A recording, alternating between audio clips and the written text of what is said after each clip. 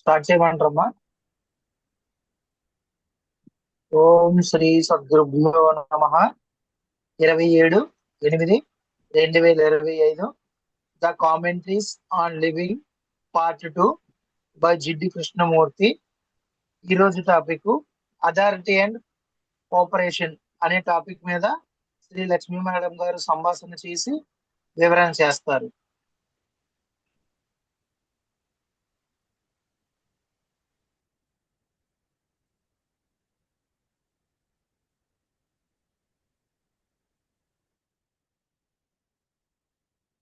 Authority అంటే మనందరికీ తెలిసినదే.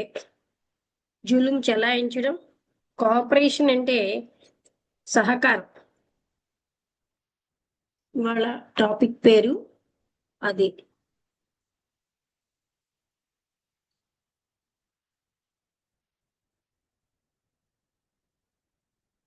ఆవిడ ఒక పెద్ద బిజినెస్ ఆఫీసర్ కి సెక్రటరీ. ఆవిడ ఏమిటి వివరిస్తున్నారంటే, ఆవిడ ఎన్నో సంవత్సరాలు ఆయనతో కలిసి ఎలా పనిచేశారు. ఆవిడ చాలా నైపుణ్యమైన వ్యక్తి అయి ఉండాలి. ఎందుకంటే ఆవిడ పదాల్లో ఆవిడ అంత సహించడంలో తెలుస్తోంది. కొంత డబ్బుని పెట్టగా, అంటే దూరంగా ఉంచగా ఆ జాబ్ వదిలేశారు 2 సంవత్సరాల కిందటే. ఎందుకంటే ఆవిడ జగత్తుకు సహాయం చేయాలనుకుంటున్నారు. ఆవిడ ఇంకా చిన్న ఆవిడే, చాలా శక్తివంతంగా ఉన్నారు. ఆవిడ తన జీవితంలో మిగతా సంవత్సరాలని కొంచెం ఉపయోగకరమైన పని చేయాలి అని అనుకున్నారు. అందుకని రకరకాలైన ఆధ్యాత్మికమైన సంస్థలు చూశారు. ఆవిడ కాలేజీకి వెళ్ళడానికి ముందు ఆవిడ ఒక కాన్వెంట్లో చదివారు. ఆవిడకి చెప్పినట్టే బోధించబడిన విషయాలు చాలా పరిమితంగా కనిపిస్తున్నాయి. సిద్ధాంతపరంగా, అథారిటేరియన్ గా, సహజంగా ఆవిడ అలాంటి మతపరమైన సంస్థకి చెందలేదు.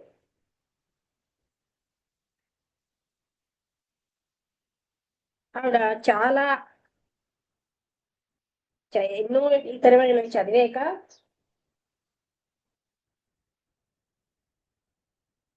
ఒక దాంట్లోకి ఆవిడ నిశ్చయం అయ్యారు. అది చాలా విశాలంగా, గొప్పగా, ప్రాముఖ్యత ఉంది మిగతా వాటన్నిటికంటే. ఇప్పుడు అందులో ఆవిడ యాక్టివ్గా ఆ ఆర్గనైజేషన్ యొక్క కేంద్ర బిందువుగా అక్కడ ఉన్నటువంటి ముఖ్యమైన వర్కర్స్ అందరికీ సహాయం చేస్తూ, చివరికి నేను ఏదో ఒకటి కనుక్కున్నాను, నాకు తృప్తినిచ్చే, నా బిజినెస్ ఆఫ్ ఎగ్జిస్టెన్స్, నా ఉనికికి కావలసినటువంటి ఎక్స్ప్లెనేషన్, తృప్తికరమైన ఎక్స్ప్లెనేషన్ ఇచ్చేది నేను కనుక్కున్నాను.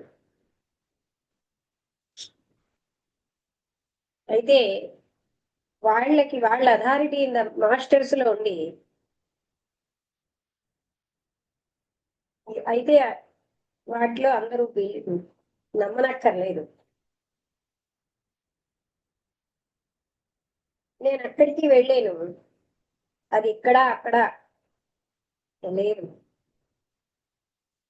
నేను ఆ ఇన్నర్ గ్రూప్ చెందుతాను. మీకు తెలిసినట్టుగా మేము కొన్ని రకాలైనటువంటి మెడిటేషన్ ని పాటిస్తాం. కొంచెమంది వాళ్ళ యొక్క ఇనిషియేషన్, వాళ్ళకి ఇవ్వబడిన దాన్ని మాస్టర్స్ చేత చెప్పారు. ఇంతకు ముందు ఎంతో మంది అలాగా చెప్పలేదు. వాళ్ళు చాలా జాగ్రత్త ఉంటున్నారు ఈ రోజుల్లో.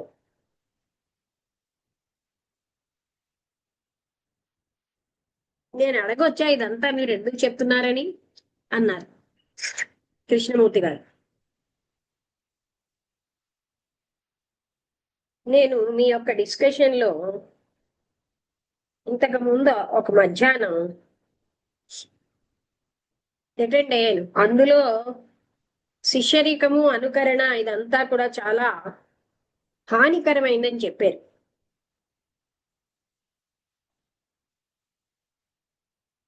నేను చాలా వరకు అలాంటివి డిస్కషన్స్ అయ్యాను. నేను కొంచెం డిస్టర్బ్ అయ్యాను మీరు చెప్పిన దాంతో. మాస్టర్స్ కోసం పని చేయడం అంటే వాళ్ళని ఫాలో అవడం అని కాదు కదా. అక్కడ అథారిటీ ఉంది, కానీ మనకే ఇక్కడ అథారిటీ కావాలి. వాళ్ళేమీ నమ్రతగా ఉండమని అడగట్లేదు, కానీ మేము ఇస్తున్నాం వాళ్ళకి, వాళ్ళ యొక్క రిప్రజెంటేటివ్స్ కిను. ఒకవేళ మీరు చెప్పినట్టుగా మీరు అలాంటి డిస్కషన్ లో పాలు పంచుకుంటే ఇప్పుడు మీరు చెప్పినదంతా అపరిపక్వంగా ఉన్నట్టు అనిపించట్లేదా?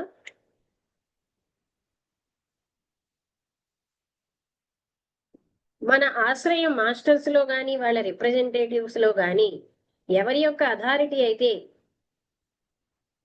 వాళ్ళ యొక్క ఎన్నుకున్నటువంటి కర్తవ్యము ఆనందం మీద ఉంటే అది ముఖ్యంగా అథారిటీ, చర్చ్ యొక్క అథారిటీకి లోనైనట్టు ఇది ఒకటే.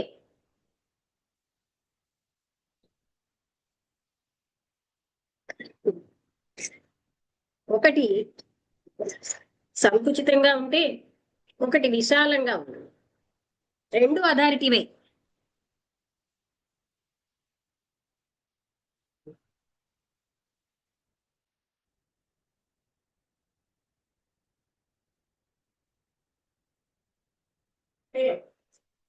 చర్చ్ యొక్క అథారిటీ సంకుచితంగా ఉండొచ్చు, మాస్టర్స్ యొక్క అథారిటీ విశాలంగా ఉండొచ్చు, కానీ రెండు అథారిటీలే కదా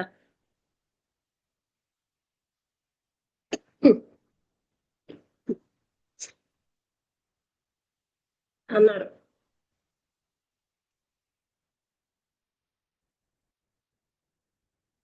వాళ్ళు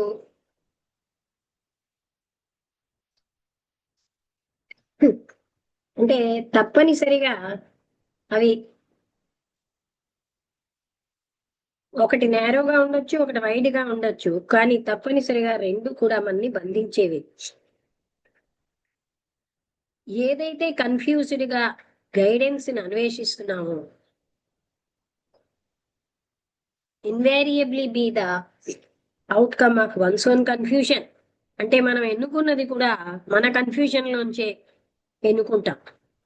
లీడర్ అనే వాళ్ళు అంటే మన గురువు, నాయకుడు, లీడరు కన్ఫ్యూజ్డ్ గానే ఉంటారు. ఫాలోయర్ ఎలాగైతే ఉంటారో ఆయన సంఘర్షణతో, దుఃఖంతో ఆయన హ్యాస్ చూజన్ ద లీడర్, ఆయన ఒక లీడర్ ని ఎన్నుకున్నారు. అంటే మనం ఎలాంటి కన్ఫ్యూజన్ లో ఉంటామో అలాంటి లీడర్ ని ఎంచుకుంటాం.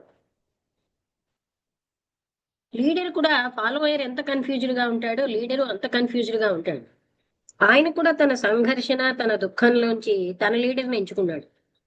ఈ విధంగా ఇంకొకరిని ఫాలో అవడం, ఆయన ఒక గురువు అవ్వచ్చు, ఒక రక్షకుడు అవ్వచ్చు, ఒక మాస్టర్ అవ్వచ్చు, అది క్లారిటీని ఇవ్వదు, ఆనందాన్ని ఇవ్వదు. ఈ కన్ఫ్యూజన్ అవగాహన చేసుకోవడం ద్వారానే మాత్రమే దాన్ని ఎవరు తయారు చేస్తున్నారు అనే దాన్ని అతన్ని అవగాహన చేసుకోవడంలో మనకి ఈ సంఘర్షణ నుంచి స్వేచ్ఛ లభిస్తుంది, ఆ దుఃఖం నుంచి స్వేచ్ఛ లభిస్తుంది. ఇది తప్పనిసరి అనిపిస్తోంది కాదా అని అడిగారు. మీకు అలా ఉండొచ్చు, కానీ నేను ఇంకా అవగాహన చేసుకోలేదు. మేము రైట్ లైన్స్ లో కలిసి పని చెయ్యాలి. ఎవరికైతే బాగా తెలుసో వాళ్ళు కొన్ని ప్లాన్స్ వేయగలరు మా యొక్క గైడెన్స్ కోసం. ఇదేమి బ్లైండ్ ఫాలోయింగ్ అని అనుకోక్కర్లేదు కదా. అయితే ఎన్లైటెండ్ ఫాలోయింగ్ అని అనేది ఏదీ లేదు. ఫాలోయింగ్ అంతా హానికరమే, ఈవిల్. అథారిటీ అన్నది వినాశనం చేస్తోంది. హై ప్లేసెస్ లో గాని, ఆలోచన రహితమైన వాటిలో గాని. Thoughtless are not made thoughtful. ఆలోచన రహితమైన వాళ్ళు ఆలోచన సహితంగా అవ్వలేరు ఒక ఎవరినో ఒకరిని ఫాలో అవ్వడం ద్వారా. ఆయన ఎంత గొప్పవాడైనా, ఎంత నోబుల్, ఎంత మహోన్నతుడైనా ఆలోచన రహిత స్థితి ఆలోచనాత్మకంగా అవదు.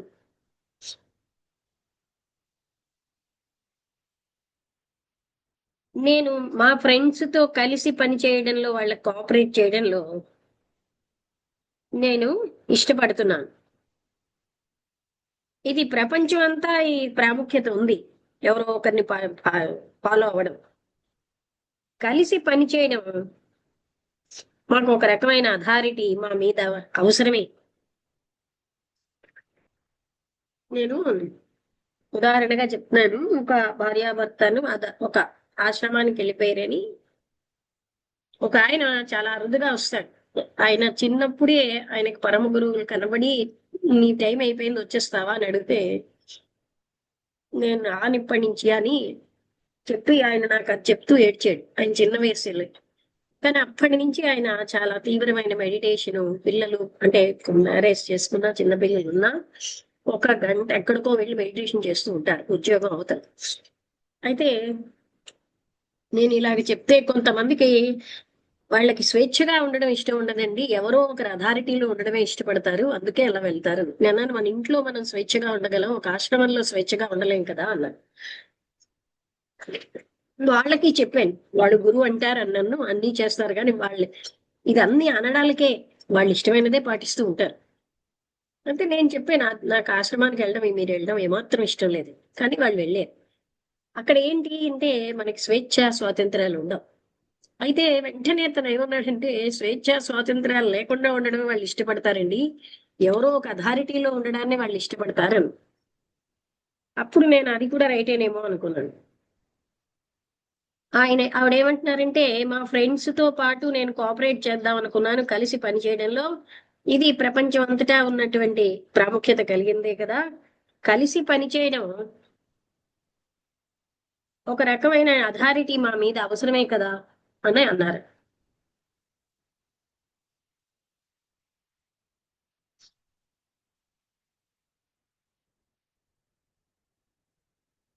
అయితే మీ మీద అణిచిపెట్టే ప్రభావం ఉంటే దాన్ని కోఆపరేషన్ అంటారా? అది ప్లెజెంట్ గా ఉండొచ్చు, అన్ప్లెజెంట్ గా ఉండొచ్చు.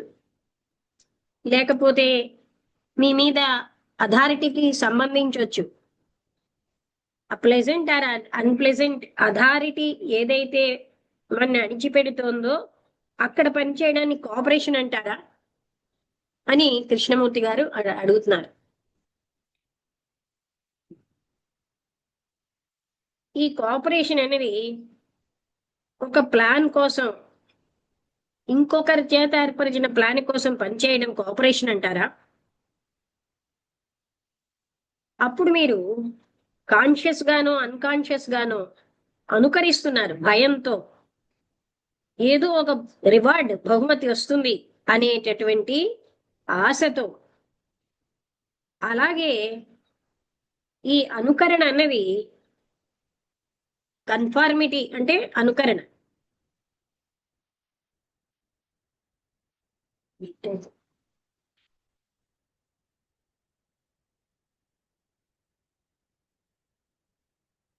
అనుకరణ అనేది కోఆపరేషన్ అవుతుందా? ఐకమత్యం అంటే సహకారం అవుతుందా? అనుకరించడం అనేది దాంట్లో సహకారం ఉందా అని అడుగుతున్నారు.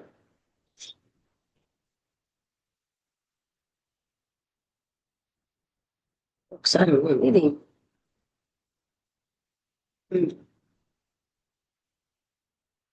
మీరు ఒక ప్లాన్ కోసం, ఇంకొకళ్ళ చేత తయారైన ప్లాన్ కోసం పనిచేయడం, దాన్ని మీరు సహకరించడం అంటారా? అప్పుడు మీరు కాన్షియస్ గా గాని, అన్కాన్షియస్ గా గాని వాళ్ళ యొక్క ఏదో అంటే భయంతోటో ఏదో రివార్డ్ వస్తుందనే ఆశతోటో మీరు ఉంటున్నారు. ఈ అనుకరణ కోఆపరేషన్ ఎలాగవుతుంది? అథారిటీ ఉన్నప్పుడు, మీ మీద అథారిటీ ఉన్నప్పుడు అది గొప్పదైనా క్రూరమైనదైనా అక్కడ కోఆపరేషన్ అనేది ఉంటుందా?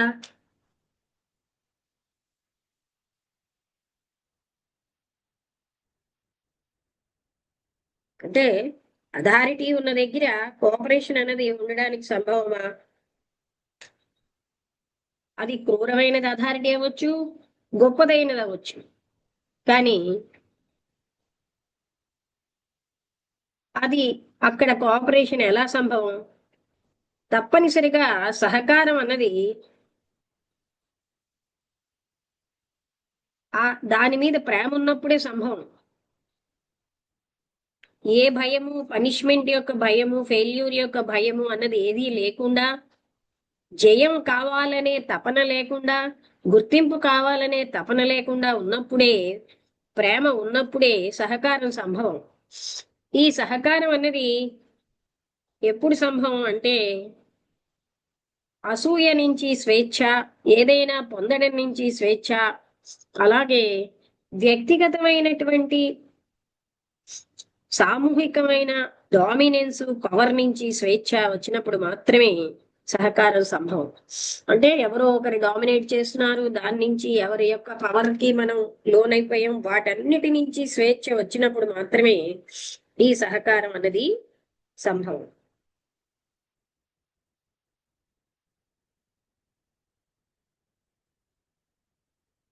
అయితే ఆవిడ అని కృష్ణమూర్తి గారు చెప్పాక స్టక్ అయిపోతుంది.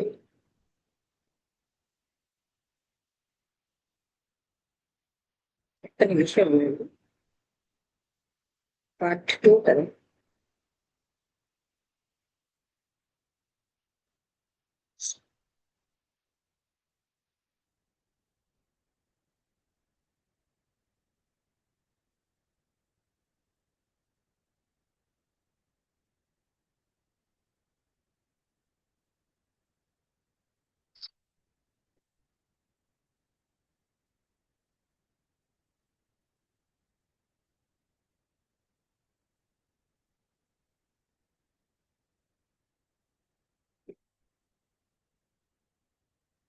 మీకు పేజ్ నెంబర్ చెప్పాల్సిందే.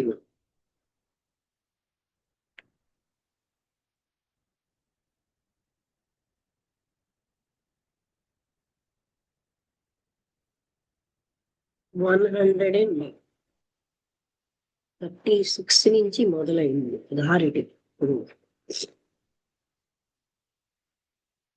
It may be to you. అయితే ఆవిడ అప్పుడు తర్వాత అంటున్నారు, ఇదంతా విన్నాక మీరు చాలా డ్రాస్టిక్ గా ఈ రకమైన విషయాల్లో ఉన్నారు కదా. అంటే చాలా డ్రాస్టిక్ అంటే తెలుగులో ఏమంటారని ఎవరైనా చూస్తారా? డ్రాస్టిక్ మీనింగ్ ఈశ్వర్ చూడండి. DRASTIS, drastic. చెప్పండి. DRASTIC.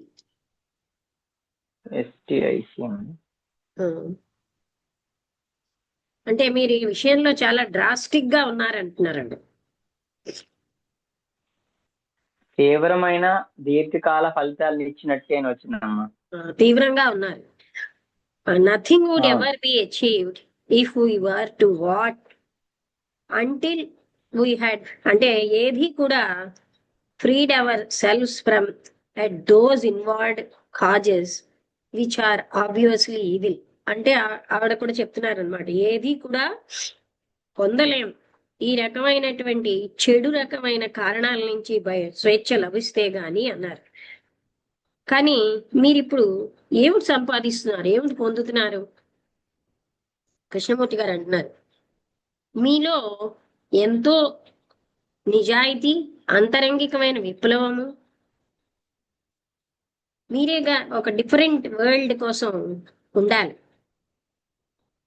మీకు అట్లీస్ట్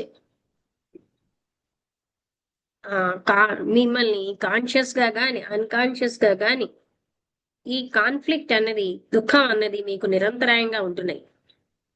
వ్యక్తిగతమైన ఆశయం, అలాగే ఒక గ్రూప్ కోసం ఆశయం, అవి అవి డ్రాప్ అయిపోవాలి. ఎందుకంటే ఆశయాలు ఏ రూపంలో ఉన్నా కూడా అవి ప్రేమ లేకుండా మనని ప్రేమరహితంగా చేస్తాయి. మీరు చెప్పిన అంతటితో నేను చాలా డిస్టర్బ్ అయ్యాను. నేను మళ్ళీ ఇంకోసారి మీ దగ్గరికి వస్తాను. వెన్ ఐ హ్యావ్, నాకు కొంచెమైనా సరే టైం ఉన్నప్పుడు, మీ దగ్గరికి వచ్చి మాట్లాడగలిగే టైం ఉన్నప్పుడు నేను వస్తానన్నారు. మళ్ళీ ఆవిడ చాలా రోజుల తర్వాత వచ్చారు. నేను మిమ్మల్ని చూసిన తర్వాత నేను వెనక్కి వెళ్ళిపోయాను, నా అంతట నేనుగా ఆలోచించుకోవడానికి. దీన్ని క్లియర్ అంటే సునిశ్చితంగా క్లియర్ గా. And I spend several sleepless nights, నిద్రలేని రాత్రులు చాలా గడిపాను. నా స్నేహితులు అంత డిస్టర్బ్ అవ్వద్దు అని చెప్పారు మీరు చెప్పిన దాంతో, కానీ నేను డిస్టర్బ్ అయ్యాను. నాకుగా నేనే సెటిల్ చేసుకోవాలి కొన్ని విషయాలు. మీ యొక్క కొన్ని ఉపన్యాసాలు నేను చదువుతున్నాను చాలా థరోగా, ఏ నిగ్రహం లేకుండా నాకు విషయాలు క్లియర్ అవుతున్నాయి. ఇంకా ఇక్కడికి వెనక్కి వెళ్ళడానికి ఏమీ లేదు. నేనేం డ్రామా వేయట్లేదు. నేను ఆ ఆర్గనైజేషన్ నుంచి రిజైన్ ఇచ్చేసాను. నా స్నేహితులు వాళ్ళు అప్సెట్ అయిపోయారు. వాళ్ళు ఏమనుకుంటున్నారంటే నేను మళ్ళీ వెనక్కి వస్తానని, కానీ నేను వెళ్ళను. ఇలా నేను ఎందుకు చేశానంటే మీరు చెప్పిన దాంట్లో ఉన్న సత్యాన్ని చూశాను. ఇప్పుడు ఏం జరిగిందో అది మనం ఏం జరుగుతోందో చూడాలి అన్నారు ఆవిడ. అక్కడితో ఆ చాప్టర్ అయిపోయింది. అంటే ఇక్కడ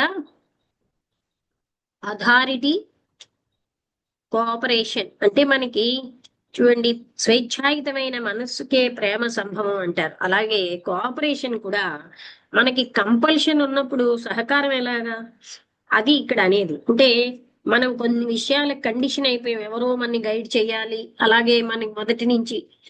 అందుకనే వెంకటేశ్వరానంద స్వామీజీకి కృష్ణమూర్తి గారికి డిస్కషన్ ఒక దాంట్లో చదివాం. వెంకటేశ్వరానంద గారు ఆయన గురువు అయితే, ఆయన మీరు అన్నారు కదా గురువు అక్కర్లేదని, అంటే శిష్యుడే అంతా చేసుకోవాలి కదా అన్నారు కృష్ణమూర్తి గారు. అప్పుడు దారి చూపెట్టాలి కదా ఎవరో ఒకరు అని అంటే, ఒకవేళ అంటే ఆ ద్వారం ఉండాలి ఏదైనా మార్గానికి అని ఏదో అంటే అతను అంటున్నారు ఎవరంతా వాళ్ళకే దొరుకుతుంది. ఒకవేళ ఏదైనా కారణం వల్ల దారి చూపించిన వ్యక్తిని ఒక ఎత్తైన పీఠం మీద కూర్చోబెట్టి పూజించక్కర్లేదు కదా, థ్యాంక్స్ చెప్పేసి బయటకు వచ్చేస్తాం కదా అన్నారు. ఆ విధంగా ఆయన కూడా చివరికి ఆమోదించారు. అంటే గురువు చేయాల్సిందంతా శిష్యుడే చేసుకోవాల్సిందంతా అది. అంటే అలాగే నేను రత్నానంద స్వామీజీ అని ఎక్కడ అంటే శ్రీశైలంలో కలిసినప్పుడు ఆయన అక్కడ ఇంకొక ఆయన శిష్యుడే లేకపోతే ఆయన దగ్గరికి వెళ్ళిన ఒక స్వామీజీవో బాసర్లో కలిసి మీ గురువు ఎవరైనా ఆ భగవంతుడే అన్నాడు. అంటే మీరు రత్నానంద స్వామీజీ దగ్గరికి వెళ్ళండి, శ్రీశైలం వెళ్తున్నారు కదా అన్నారు. మేము వెళ్ళాం. ఆయన ఇంతమందిలో కూడా చాలా మంది జనాలు నా దగ్గరకు వచ్చి నేను పింక్ కలర్ డ్రెస్ వేసుకుంటే మా ఆశ్రమ వాసులు ఈ కాషాయం వేసుకున్నట్టు మీ ఆశ్రమ వాసులు వేసుకుంటారా అని అడిగారు. నేను ఆశ్రమ వాసిని కాదు అని చెప్పాను, నాకు ఇష్టమని వేసుకున్నానని. అయితే నేను మీతో మాట్లాడాలన్నారు.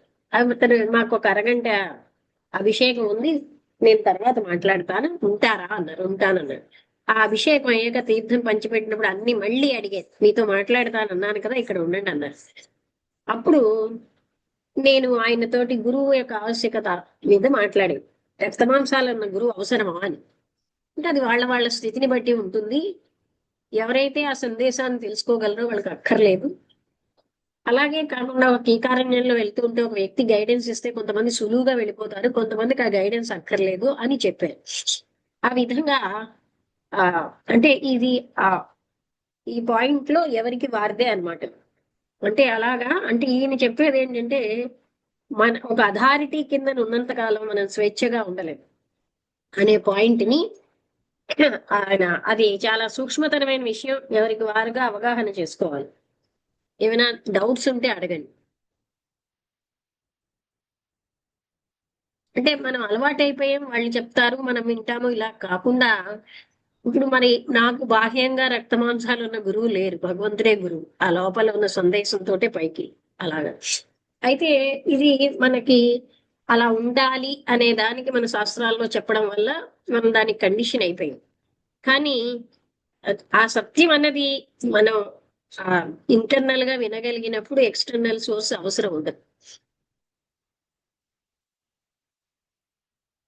ఓకే, ఇప్పుడు ఆయన ఏం చెప్తున్నారంటే అథారిటీ ఉన్నంత కాలం మనం కన్ఫ్యూజ్డ్ గా ఉంటాం, మన కన్ఫ్యూజన్ కి తగిన గురువునే ఎంచుకుంటాం, ఆ గురువు కూడా కన్ఫ్యూజన్ లో ఉంటారు, దుఃఖంలోనే ఉంటారు, వాళ్ళు వాళ్ళకి తగిన గురువుని ఎంచుకుంటారు, ఈ విధంగా జరుగుతూ ఉంటుంది. అయితే ఆవిడేమో ఒక ఆర్గనైజేషన్కి వెళ్ళి నేను ఇప్పుడు స్థిరపడ్డానని చెప్పినప్పుడు ఆ చీఫ్ వర్కర్స్ సహాయం చేస్తున్నానంటే మీరు ఇదంతా నాకు ఎందుకు చెప్తున్నారు అన్నారు.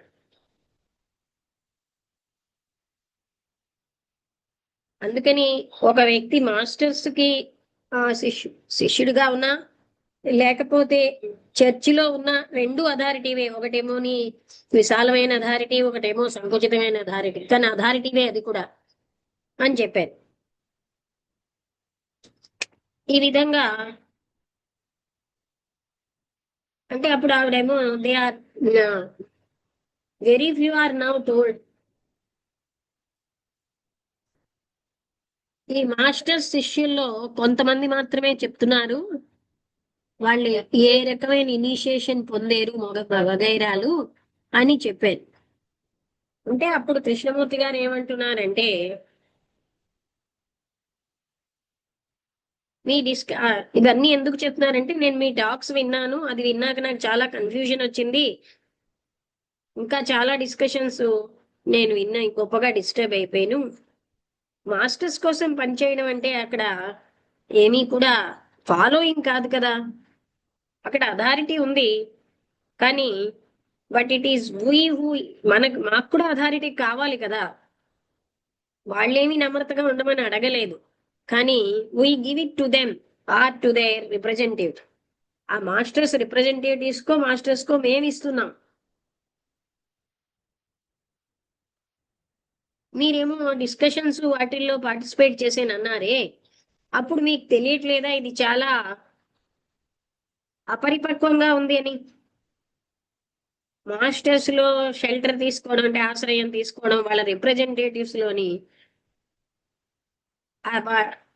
ఎవరి యొక్క అథారిటీ అయితే వాళ్ళు ఎంచుకున్న కర్తవ్యాలు ప్లెజర్స్ మీద ఆధారపడి ఉంటాయో అది shelter in the authority, church authority రెండు ఒకటే అన్నారు. ఒకటి నేరోగా ఉంటే ఇంకొకటి విశాలంగా ఉంది, రెండు అథారిటీవే.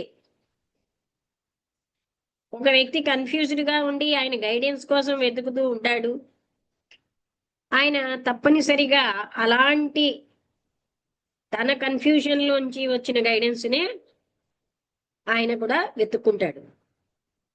లీడర్ కూడా అలాగే, అంటే ఆ గురువు కూడా కన్ఫ్యూజ్డ్ గా ఉండి ఆయన ఫాలోయర్ గా ఉంటాడు, తన సంఘర్షణ దుఃఖంలోంచి వచ్చిన లీడర్ ని వెన్నుకుంటాడు. ఆ విధంగా ఆయన ఇంకోరిని, ఆయన ఒక లీడర్ అవ్వచ్చు, రక్షకుడు అవ్వచ్చు, మాస్టర్ అవ్వచ్చు,